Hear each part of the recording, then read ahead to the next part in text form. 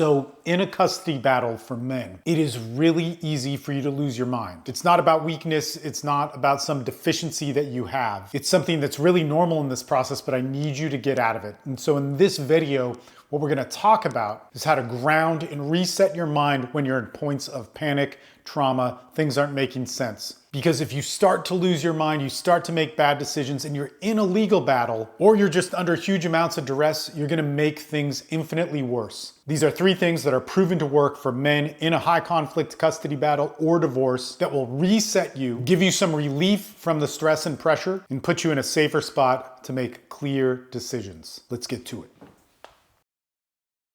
So in this video, what we're gonna talk about is resetting your brain. When you're in the midst of a custody battle, you're in the midst of a divorce, it's really easy to get depressed. It's really easy to get full of revenge, hatred, anger, love, wanting to rebuild the family, wanting to reason with her, wanting to just sit her down. Maybe she's not talking to you, so you want to follow her and just talk some sense into her. And all these things could end up tragic for you. If you're in a legal battle, the game has changed, and you need to accept that. In this whole process of high conflict custody or divorce, there's a legal game, there's a mental game, there's an emotional game, and even a spiritual game that you all have to get control of, and they're all being attacked at the same time. In fact, you could even say they're all at war in the deepest places within you.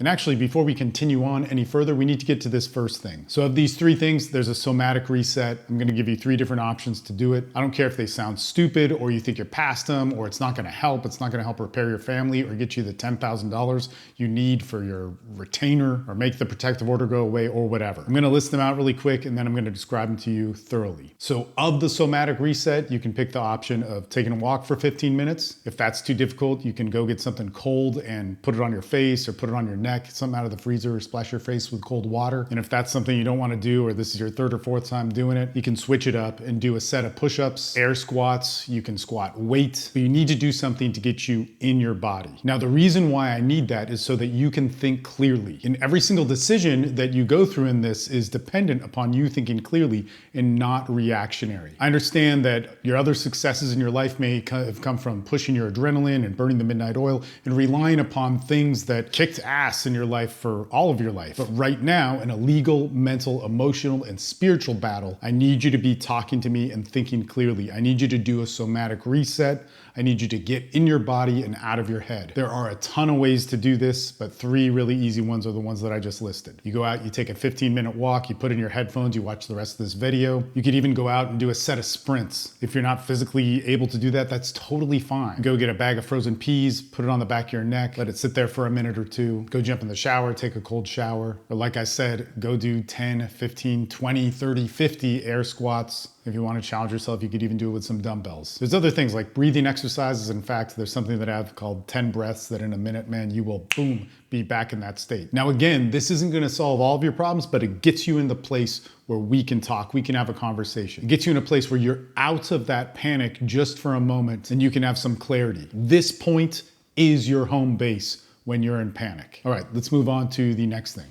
The second thing that you need to do to get your brain back is you need to get a team. So for every single guy that works in my groups that have existed for almost 2 decades now, the protocol is you call 5 people. To explain more simply, you need to get some guys around you who've been through this, who understand it, who understand the trials and tribulations of custody, divorce, the pain you're feeling, the different types of emotional swings you have. And they're not just gonna cut you off and tell you to get a hobby or look for forgiveness and walk some sort of proverbial high road when you've been betrayed and screwed over. They're not gonna be guys that when you get accused of some horrific thing like false accusations to get you in a private area and say, it's okay if you open up to me, if you really did it, I'm still your buddy. These need to be men who understand the process, who understand the pain, who understand what's on the line, not just mentally, emotionally, but also legally. Now, this could be hard to find, but they were hard to find for me, and I found them and built a community and a group around them. You can do this. And if you need to do this right now, you can look at the communities that I have and see if it's something that you like, but you need to find it. I'm gonna go through a couple caveats here just because I've been working with men for this on so long, is that it's really common for guys to go to their church group, which can be great in some ways, but oftentimes super diminishing, especially if there's very high conflict. If there's heavy betrayal, if there's false accusations, or even outside of church groups, close friends, if they get sucked into it, they try and play a neutral game and they play what's safe, which is to not be with somebody who might be a little bit controversial, or maybe they did something wrong or they don't really know. And although they can be your friends in many ways, they're not qualified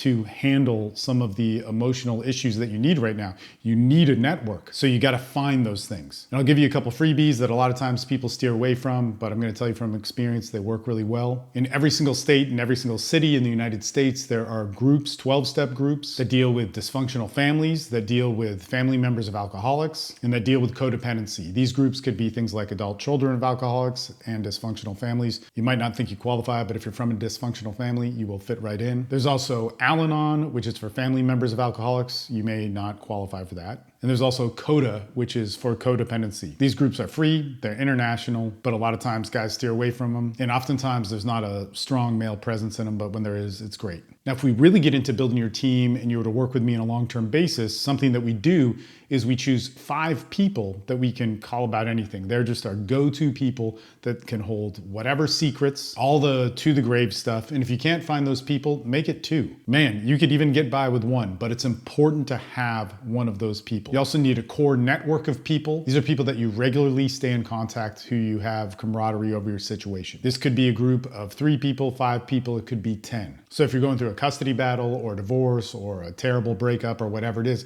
they could relate with you on those topics. They understand the process that you're in. And if you needed to call them in an emergency, they would absolutely know the situation. They'd have some experience in it at least, and they'd be able to talk to you about it. The third thing that we have here is you need to ground into simplicity.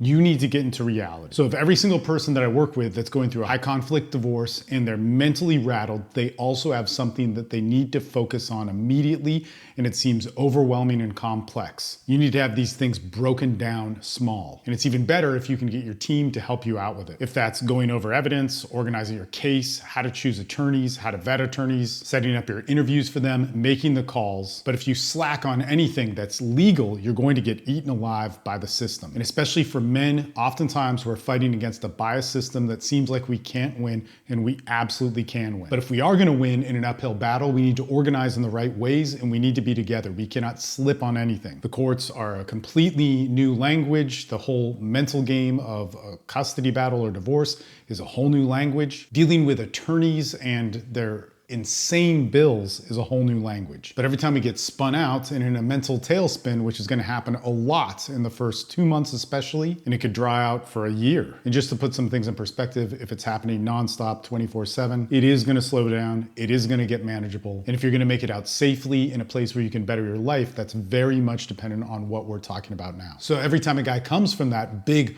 overwhelming area, there's almost always one thing that he's got to focus on. Maybe that's calling your kids, maybe that's talking to them. Maybe that's understanding your court order. Maybe that's learning how to use ChatGPT or an AI LLM model so that you can understand how to navigate in the courts and what certain laws mean. Maybe that's going out and trying to have a social life when everything's falling apart. So we need to go from this big and chaotic thing into this small and focused thing of whatever it is we need to do. Now I'm gonna save my introductions for other videos coming up. Just know, man, I've been through hell and back with this thing. I personally have gone through some of the hardest custody stuff that you've ever heard of, but more importantly, I've led thousands of guys in my groups to do the same thing and to do some of the impossible legally, mentally, emotionally through it. And man, I've dedicated my life to it. Not only have I been working with men in this capacity longer than anybody I know, but I've worked with them more than anybody I know. If you want to make it through this, it's hard. It's so hard, there's no guarantees. And there's always 100 reasons right in front of you for you to quit and give up. And look, I need you to stay alive. I need you to keep your head. Your kids need you to do that.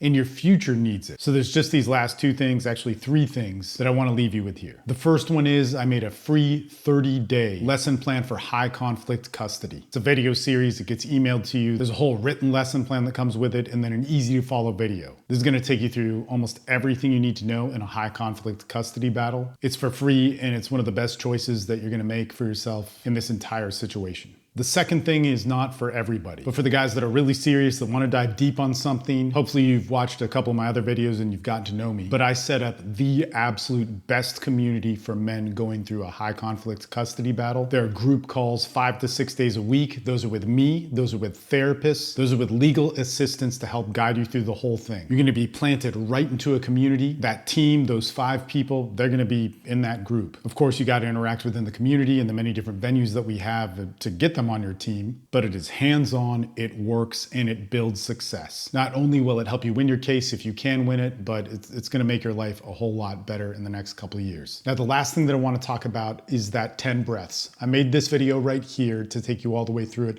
It's gonna take you through some other somatic exercises. If you do what's in this video, in 1 minute, you can reset your mind in almost any situation. Get your mind back to thinking clearly so that you can make the right decisions, the right choices, and rebuild as the dad and father that you were meant to be.